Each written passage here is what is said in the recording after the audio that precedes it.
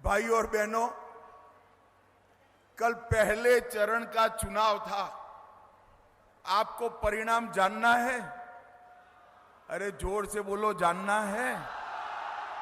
मगर किसी को बताना मत। हाँ, बता दूं मैं, 12 की 12 सीटें नरेंद्र मोदी जी की झोली में जा रही। भाई और बहनों,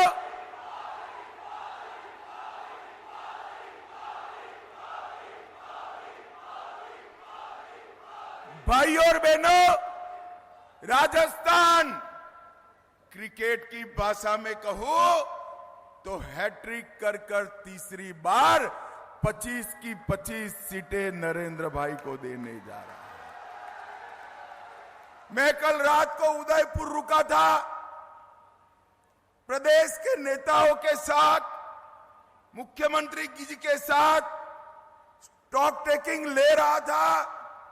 उन्होंने कहा, भाई साहब, यहां गहलोत जी अपने बेटे में उलझ कर रह गए हैं, बेटे में उलझ कर। मैंने कहा, क्या होगा बेटा का?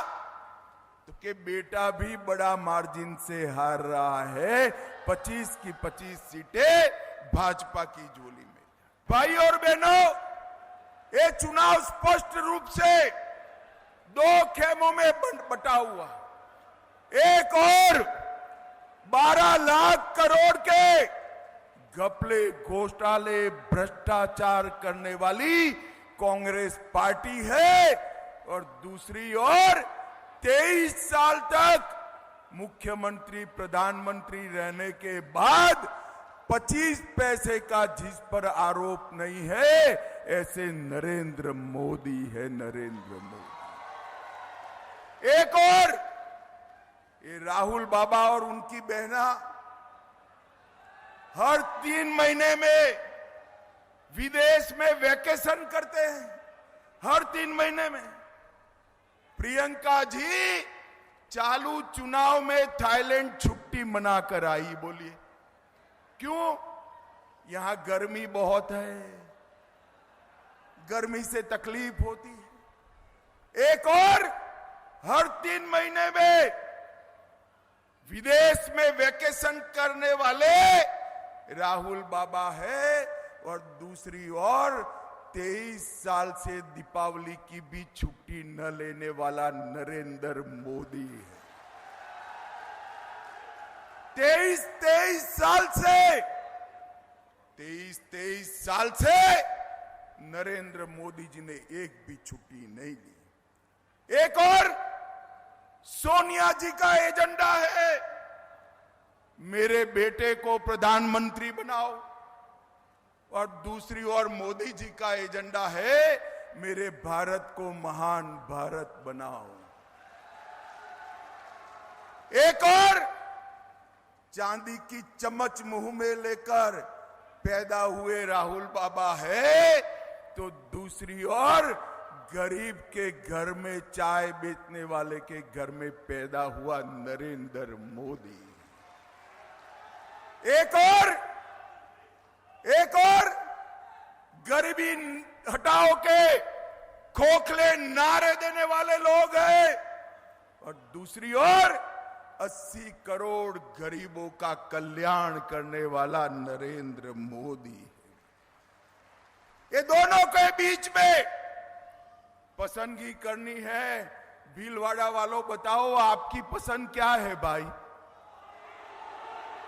आपकी पसंद क्या है? जोर से बताओ जरा। भाई और बहनों, सिर्फ भीलवाड़ा की नहीं, पूरा पश्चिम, उत्तर, दक्षिण, मैं जहां पर भी जाता हूं, हर जगह मोदी मोदी मोदी मोदी के नारे लगते हैं। और हर जगह हम कुछ बोले इसके पहले कहते हैं, अब की बार, जरा जोर से बोलिए, अब की बार। मित्रों, मोदी जी को वोट देने का मतलब है महान भारत की रचना करना। जब आप हमारे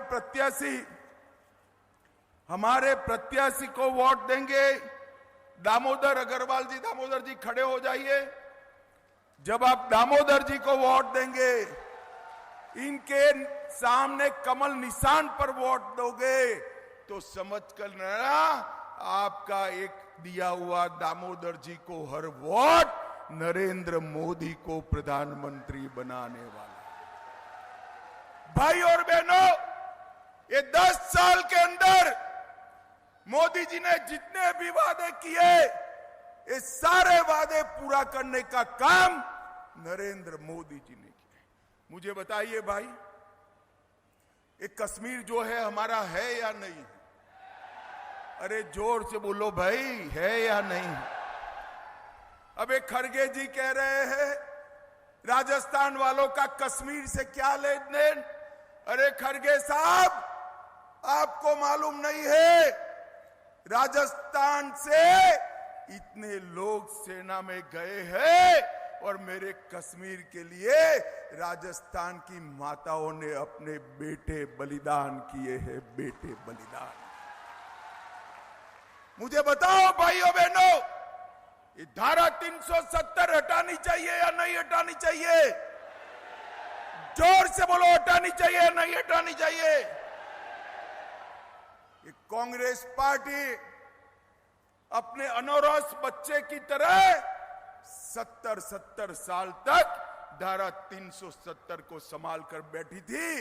मोदी जी ने 5 अगस्त 2019 को धारा 370 को समाप्त कर दिया और ये कश्मीर को हमेशा के लिए भारत का हिस्सा बनाने का काम नरेंद्र मोदी जी ने किया। भाई और बहनों, अभी 17 तारीख को रामनवमी थी, रामलल्ला का बर्थडे था।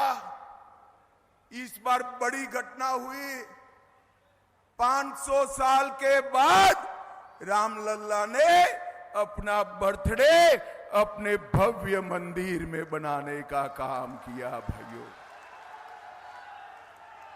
मुझे बताओ भीलवाड़ा वालों, इतनी चिलचिलाती धूप में खड़े हो, मुझे बताओ कश्मीर में और अयोध्या में राम मंदिर बनना चाहिए या नहीं बनना चाहिए?